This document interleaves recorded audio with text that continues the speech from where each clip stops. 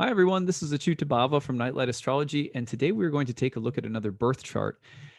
This client today comes from one of my classes. She volunteered her chart for me to demo for my YouTube channel, so thank you to her for giving us something to talk about today.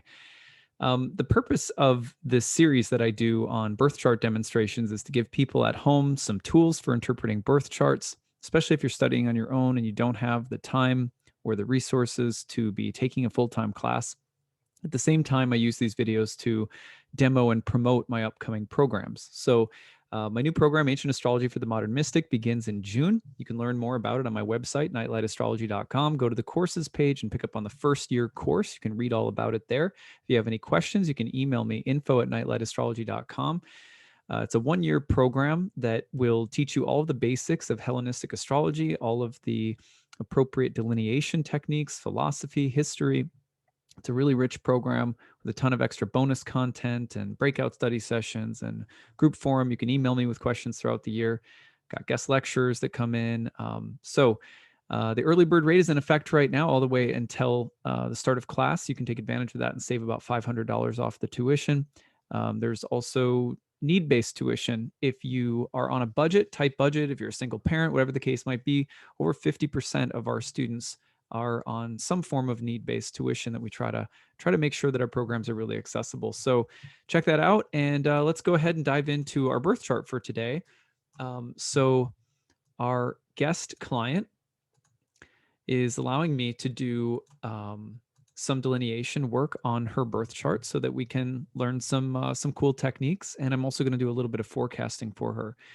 So one of her questions that she's wondering about is whether or not she will be able to make some kind of income doing at least maybe part-time consulting work as an astrologer after she finishes her astrology training, which she's doing through my programs right now.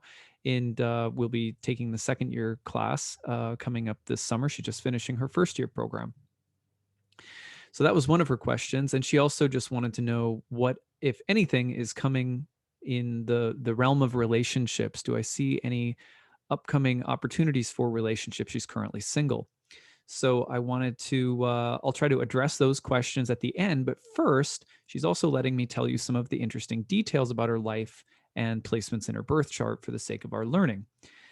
So a few things that stand out, like when you look at a chart, I've been emphasizing this in recent videos that almost all of the information you need is going to be found by understanding how to read a planet in a house and how to read the ruler of a house in another house. For example, what does it mean in this chart that the seventh house ruler, which would be the planet that rules the seventh house. So that means Libra's in the seventh by whole sign. Venus is going to be the seventh house ruler. What does it mean that Venus, the ruler of the seventh place of marriage, is in the first place in her exile in Aries and retrograde? What does that mean? What could that possibly indicate about love and relationships? Venus might be a planet that we look to for love and relationships if Venus wasn't already in the seventh or ruling the seventh. But in this case, because Venus is the ruler of the seventh, Venus is kind of going to really tell us the story about love and relationships. Well, let's start breaking down that Venus a little bit. So when you have Venus in Mars's sign and in the first house, opposite to the seventh, the story of independence, individuality, potentially power struggles, or the struggle to remain free or independent in love and relationships, or maybe the tendency to be too independent and to struggle being in a monogamous or committed relationship of some kind because of it, could be part of what we're delineating here. And the reason for that is that Venus, a cooperative planet, is in the first house, which is a house that's more independent in nature, and it's about your own selfhood. Venus is also in a Mars-ruled sign, which has more to do with selfhood. At the same time, we see Mars itself, which we always want to look at for the counteraction effect, which means Venus is in Mars's sign. Then what is Mars doing in the chart at the time of birth? Well, here's Mars in the 12th house. What is the 12th house? In essence, it is the house that carries things away from us, whether it's our control, our sanity, our health, our sense of who we are, what we're doing in life. It is, in a sense, to lose our ability to control the situation, our ability to have our own hands on the steering wheel of life. it is a planet, it is a place where planets in this house, or that place itself, carry us away from being in control, or carry something away from us, as in loss of something. That's one of the most basic, you could say, archetypal meanings of the 12th house. And there's a deep explanation for that that I've gone into in previous videos. I won't today so much, but um, so we know that Venus is a little debilitated in Mars's sign, may have conflicts between independence and dependence, more pronounced. And then we see Mars in the 12th house of things that get carried away, or that take us away from our center, or something like that. When I look at this chart, initially, this was the first thing that jumped out at me is, wow, that's a difficult combination for the marriage house ruler. What could this mean? Venus is also retrograde, which means Venus will give things that look beneficial, but then sometimes take them back or reverse them. That's one of the core meanings of retrogradation. There's other meanings too, but we'll just stick to that one for now, especially the idea of taking back something that's been given when a benefic is retrograde, like Venus or Jupiter. Now, when Venus is retrograde, taking something back will also be indicated by the placement of its ruler. So we also have its ruler Mars in a house that tends to take things away from us. And so overall here, we're seeing something that is given that is then taken back or lost, or may involve some kind of hardship. And when I see Venus debilitated in Mars's sign, and then it kind of debilitated Mars in the 12th, I start thinking about partners who are either abusive, who have drug problems, who may end up at worst incarcerated, or who may be lying or hiding things, or possibly that there is some really self-destructive tendency in who one chooses for a partner. Those are some of the low-hanging fruit of this kind of combination. At any rate, there are other things that are more perhaps sophisticated or nuanced than that. But when I was talking to her about her biography, she she had two different marriages, and children from both marriages, both to military men, both who were abusive, and one who ended up in prison, and one who had a drug problem. So drug problems, prison, abusiveness, two divorces, two marriages. So that's the hard karma of this chart around marriages. Now, someone may very well say, in a reading, what good does it do to sit down with an astrologer and have the astrologer tell you something you already know, especially something that's been so difficult? Like, what would the value in that be?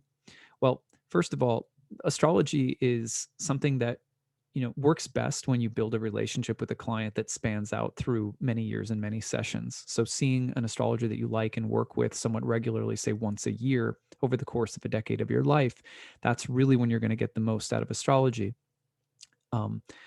I mean, people might say, well, that that certainly works out well for the astrologer who's trying to keep a business. It's true, but at the same time, like, what other form of therapy or counseling works in just one session, or works sporadically? You know what I mean? So it's like, it's not just a business ploy. It's literally true that the astrology works the best when you see someone regularly. When you're first establishing a relationship with a client who may not know a lot about astrology, maybe there's someone you're working with who does know a lot about astrology, in which case you may not have this kind of conversation in a first reading, because they already know everything about their chart. They already know that these placements are related to these kinds of events, like abusive partners, or a partner who goes to prison, or something like that. But in the case that they don't, what you're trying to do in the beginning is just show them that astrology has the power and ability to accurately and caringly, carefully describe the kinds of karma that they've already experienced. A client needs to know, this is something I teach my students, a client needs to know that astrology has the ability to accurately predict the past, the present, and the future. And a first session is often about just getting to know the lay of the land. What have you been through already? What kinds of things have you experienced? And what that does initially for a lot of people, it gives them the trust that astrology can also accurately tell me about my inner life and about what might be coming at any given time in the future. And then a skillful astrologer will, of course, at least be able to act like a good friend does in a coffee shop and give you, down to earth, non professional advice. By that, I mean, our job is not necessarily that of a counselor or a therapist, though it could be. You could have a role to play as a counselor or a therapist with someone, but because you have that training. But if not, then what I see the astrologer doing is basically trying to give people advice about how to handle different things in the birth chart. And for example, someone might hear this combination, as my guest client slash student did, and say, well, is that ever going to change? Will I always just be doomed to have this same kind of relationship? And the answer to that is, of course, no. It could be. I mean, some lives live out certain kinds of difficult patterns from start to finish, and there's not a lot of change in the same way that some rainstorms last for a whole week. You just have a rainy week, and it's just like, man, it's just been like 10 days in a row of rain. So that does happen. But more often than not, especially when you have planets in cardinal and mutable signs, which is what the planets representing marriage are in right now. You got Venus in a cardinal sign, a fire sign, Mars, the dispositor, in a double-bodied water sign. Those kinds, if it were fixed, I'd be a little bit more hesitant to just say, yeah, but no, this can change. Anyway, those are some technical notes about modalities, but you typically want to um, you typically want to give the client the advice that, like, yeah, of course these things can change. If you've grown and learned from the experiences, then it stands to reason that things typically get better for people in life as they age and mature and learn lessons. That's and so it might be a good part of a reading to talk about that a little bit and say, like, what have you learned from those experiences, and what have you learned, what will you take forward, how will you approach a new relationship when it comes in, or whatever. So there might be, in the same way that you would act like a friend would to another friend, not feigning to have all the answers in the world, but just trying to be a good ear, a good listener, and trying to help a person have hope and faith about potential for change, and helping people understand what planets are involved and what to watch out for and things like that. And also transits. When are the transits coming that might indicate a new relationship, which we're going to talk about in a little bit.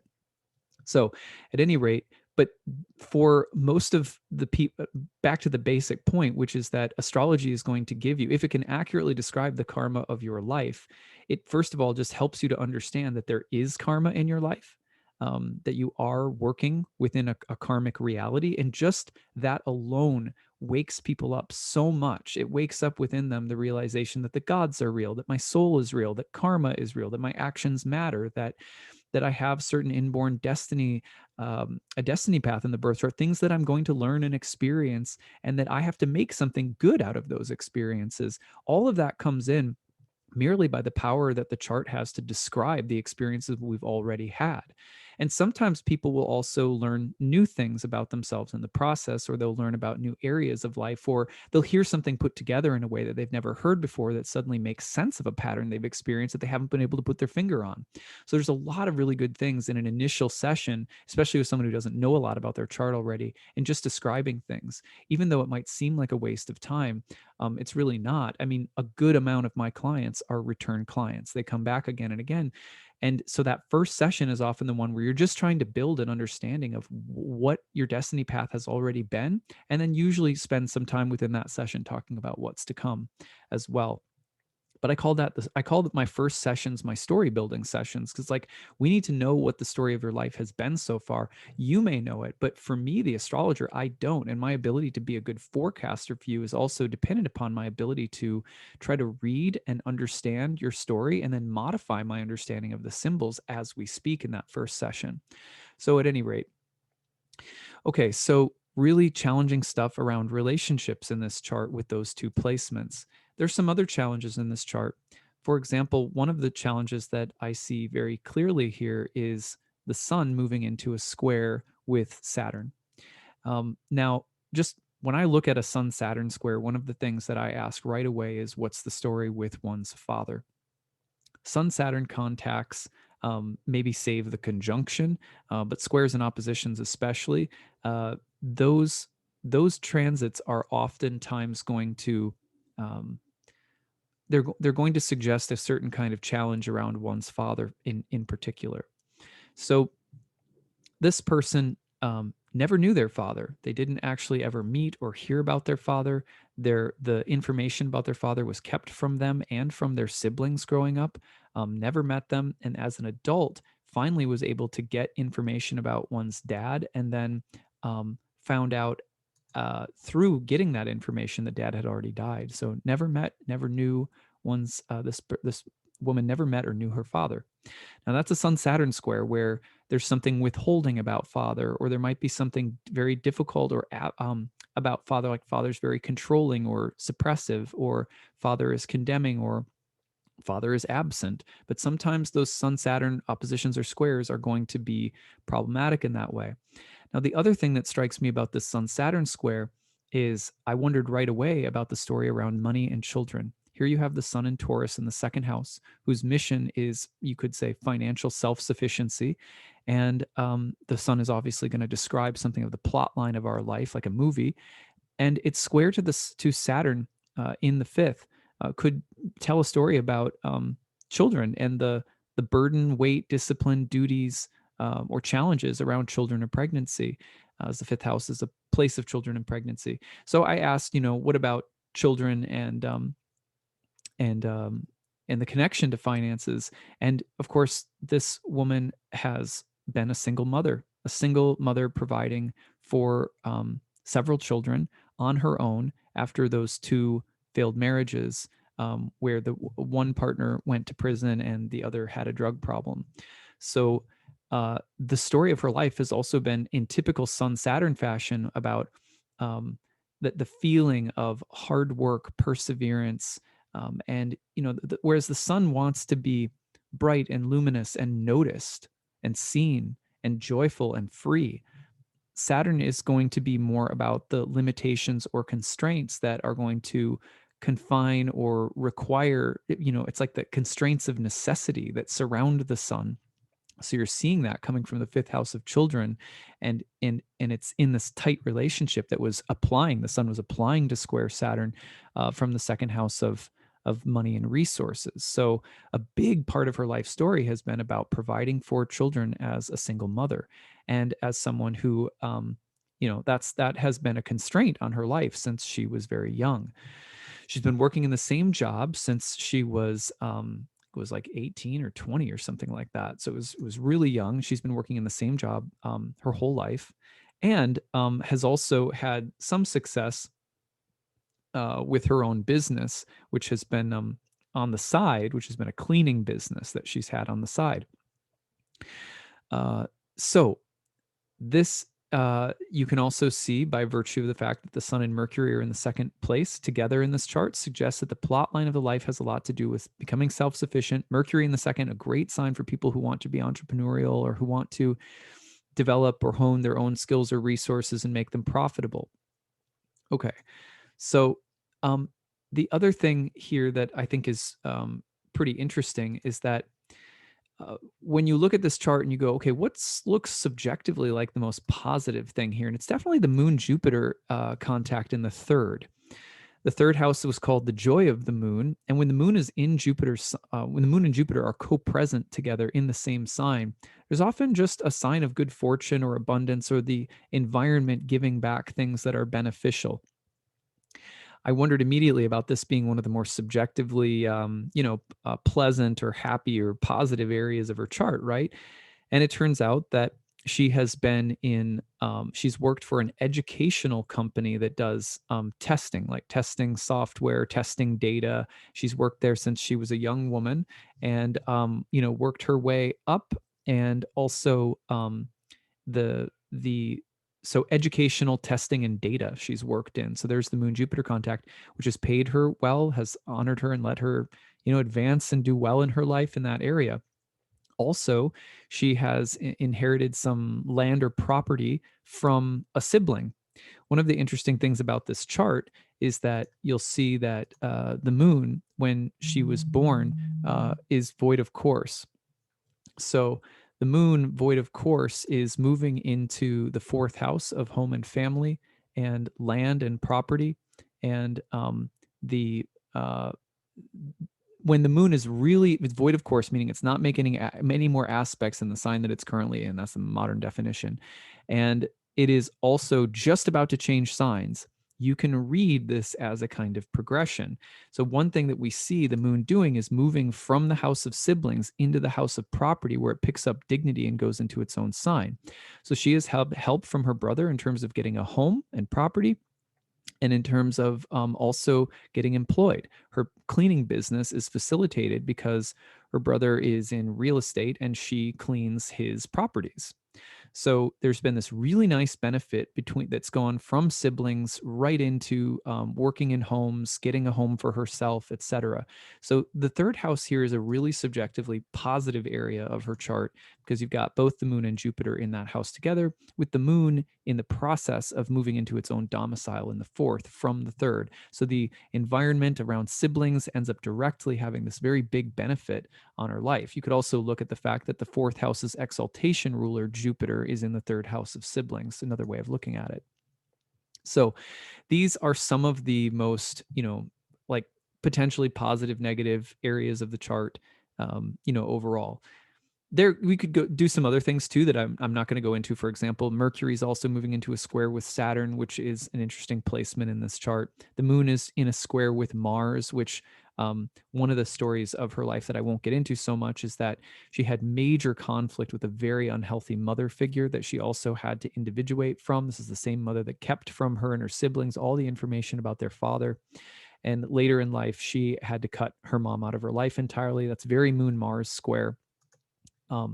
But at any rate, I hope that in seeing this delineation, you can just pick up on how simple some of these things are, to see in the chart, how simple it can be. Like, really simple information in a chart, like a Sun-Saturn square between the second and the fifth, or the Sun and Mercury in the second, or, the seventh house ruler here, Venus, with its dispositor Mars in the 12th. Like, some of those things, if you just learn how to read the ruler of a place in another place, or a planet in a house, you get a lot of information that can go a really long way.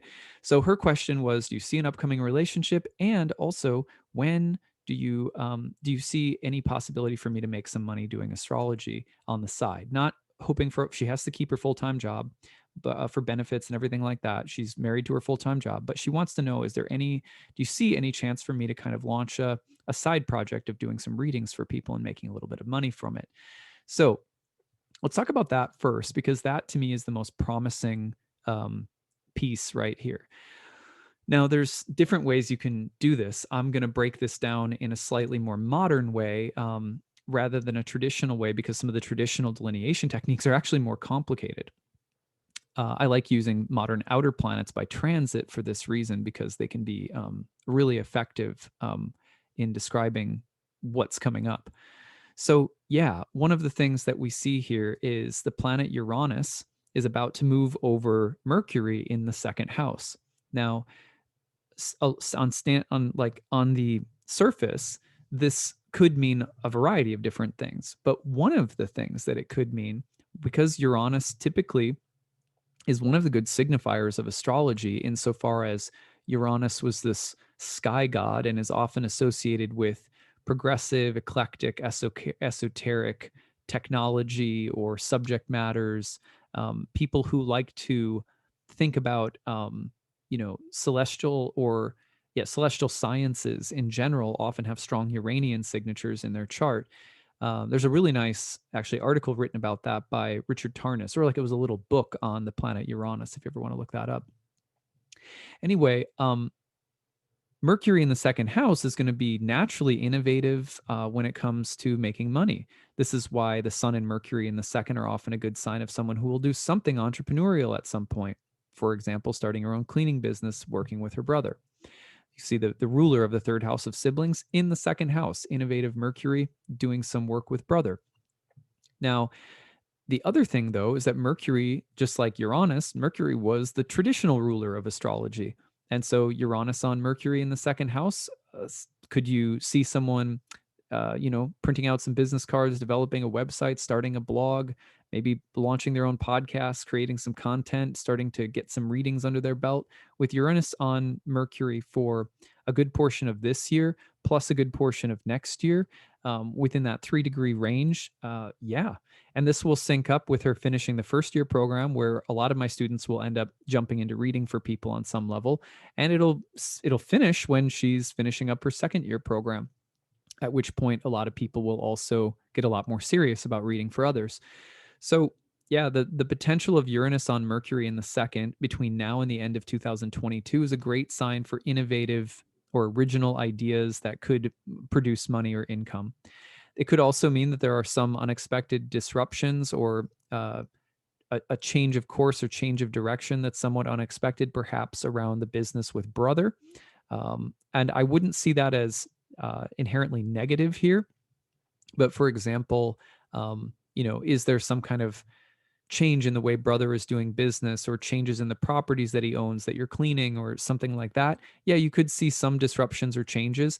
I like to, usually the virtue of Uranus is that it frees you up to do more, or to do, it's the kind of transit where if you see Uranus, it's not quite like Jupiter, but it does have the feeling of, because it can be more disruptive and erratic than that. But Uranus transits often give us that feeling of breakthrough, or of greater freedom or independence, or uh, breaking out of old or familiar trends or patterns. So Uranus on Mercury can certainly do that. And that's what I would anticipate as the most positive sign of potential, breakthrough in finances. Now, if you add to that next year, this individual is also going to get eclipses over and over and over again in the sign of Taurus. By the end of 2021, the nodes of the moon change signs, and they go right into Taurus and Scorpio. So yes, you're going to get that back and forth between the second and the eighth house, which often results in major changes financially. A bunch of solar eclipses in the second house during that period of 2022, especially in the spring of 2022.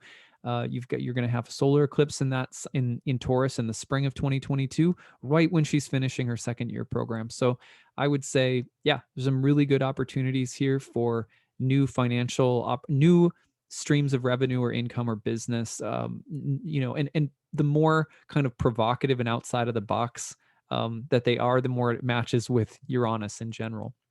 Now, that could also come with potentially some costs around children, as Uranus will also be hitting a square to Saturn in the fifth house. So maybe there's some, maybe the kids are needing some financial. They're maybe there's some bills that come up with the kids, right? That could be a thing as well here. But I like this generally speaking, and it's not a mistake that her interest in astrology starts pouring in and it becomes more feasible to do astrology for a living, or to make some amount of part-time money on the side from 2018 onward, as soon as Uranus entered the second house of money and finances, starting to provide that boost, going over her sun as she gets close to starting the astrology program and stuff like that. So you'll often see that kind of thing happening if there's an opportunity for someone to make money doing astrology, even if it's only like part-time. I'd say most people are going to start part-time and then move to full-time as they develop clientele anyway. So you never know. I've seen some people who thought, I'm only going to be doing this part-time, there's no way, and then suddenly it just explodes, and you just never know when that's how it happened for me. I was not anticipating that I was going to I'm going to try this and see if it goes full time, and it just did. So anyway, okay, so the next question that was asked had to do with relationships and when we might see a relationship coming through. And I just thought, I haven't checked zodiacal releasing, so I should probably do that. Yeah, there is. So in zodiacal releasing, between 2024 and 2025, November 2024 to July of 2025, she will be in a seventh house period ruled by Venus. So that tracks pretty well. That's in 2000. What did I say? 24? I just forgot what I just said. Yeah, that's 2024 November. The other thing that's really interesting is that if you go beyond the eclipses in 2022 and into 2023 and a little bit into 2024, that's when eclipses start coming through the first and the seventh houses. Eclipses in the seventh house in 2023 and into 2024, just a little bit, will then dovetail with the zodiacal releasing period in 2024 that focuses on the seventh house. So I would say, broadly speaking, probably midway through 2023 and all the way to like the first half of 2025 is your next very strong relationship period. And then knowing your chart, my advice for that is just be very sure up front that you're with someone who's sober, that you're with someone without secrets, that you're with someone who's mature, maybe someone who's also had to raise kids, or someone who has experience being the maturities of adult parenting, because that's a place that you're at in your life. Make sure that this person has a job, that they're stable, that they share similar values with you, that they don't think astrology is cuckoo, stuff like that. It's just make sure you make sure that you don't make, whatever your blinders might have been in the past. It's kind of like just really, carry a little placard around with you that like has the steps on it, like step 1, make sure that they don't have a history of, violence or drug abuse or something like that, or whatever the case might be, whatever your list is. Just like literally just carry a little thing in your back pocket. you meet someone during this period, you can pull it out and ask myself these questions. I know I really want to be in a relationship, but are my unconscious patterns being brought up right now? So, it's sometimes it's really just that simple. And it's also, to me, it's like also just be hopeful. If you've been single for a while and you've been very careful and you know discerning about partner choices for a while, and you're committed, you've learned and grown from those other relationships, there's no reason to think that the karma around marriage and relationships has to remain identical to the previous experiences. So remember, we have a progressed chart. We have zodiacal releasing periods that bring out different facets of our chart at different periods. Just because your chart says there's some difficulties around love and relationships, that clearly they've defined a good portion of your life with the way with kids and marriage and what happened with those spouses. But that doesn't mean that those karmas are active at every stage of your life, or that they may not be active just at earlier stages in your life. That's kind of the mystery of a birth chart. And that's why we use so many other timing techniques to figure out what's blossoming at what point in time. Anyway, so I want to thank my client today for volunteering her chart for us to look at. And I hope that you guys enjoyed this and got a lot out of it. Remember, my new class, Ancient Astrology for the Modern Mystic, starts in June. Early bird payment you can use to save $500. There's also need-based tuition and a payment plan. So need-based tuition is great for people who are on a tight budget. You really want to study, but you feel priced out of full-time astrology classes, and so that's what it's there for. So take advantage of it. You can all visit it all on my website, nightlightastrology.com. But if you have questions, email me, info@nightlightastrology.com. All right. I hope you guys have a great day today and that you enjoyed this demo. All right. Take it easy, everyone. Bye.